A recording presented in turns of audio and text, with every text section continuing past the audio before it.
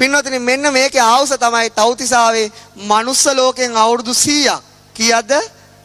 මනුස්ස ලෝකෙන් අවුරුදු 100ක් මෙහාට එක දවසයි. මේවා සැක කරන්න එපා. මේක නිකන් ස්ටෝරි එකක් නෙවෙයි.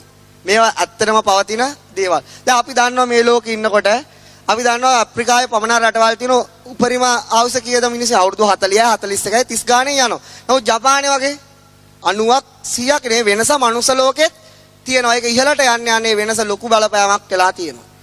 ඒක පිනක ස්වභාවයක්. ඒ වගේ තමයි මනුස්ස ලෝකෙන් අවුරුදු 100ක් තව්තිසාවට එක දවසයි. තව එකක් කියන්න බැරි වුණානේ. මේ සක්‍ර දේවේන්ද්‍රගේ ප්‍රධාන වෛද්‍ය නම මොකද්ද?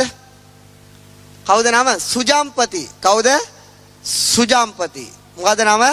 සුජම්පති. මේවා දැනගත්තම මේක හරි ලස්සනයි. සක්දෙවිඳු කියලා යාට කියන්නේ ඇයි? සක්දෙවි කියලා නම දීලා තියන්නේ ඇයි? මනුස්ස ලෝකෙදී සකස් කළ පිළිවෙලකට දන් දීච්ච නිසා යාට කියන මොකද්ද? සක්දෙවිඳු කියලා. යාට කියන තවත් නමක් තමයි මොකද? සුජම්පතිගේ මනුස්සයා. තව නමක් කියන පුරින්දද. මොකද කියන්නේ? පුරින්දද. ඇයි පුරින්දද කියලා කියන්නේ?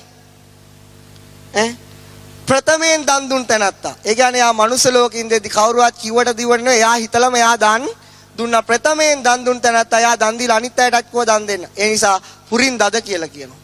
මෙයාට කියනවා සහස්ස නෙත්‍ර කියලා. මොකද්ද කියන්නේ? තවත් නමක් කියනවා සහස්ස නෙත්‍ර. මේවා කටපාඩම් කරන්න ඕනේ නැහැ. සහස්ස නෙත්‍ර. ඇයි සහස්ස නෙත්‍ර කියලා කියන්නේ? නෙත් දහසක් තියෙන නිසා නෙවෙයි. අපි එක අරමුණක් හිතන ටයිම් එකට යාට අරමුණු දහසක් හිතන්න පුළුවන් පුණ්‍ය ශක්තියක් තියෙන. ඒක නිසා යාට සහස්ස නෙත්‍ර. ඔය ආදී නම් ගණනාවක් සක්දෙවි රජතුමාට කියනවා.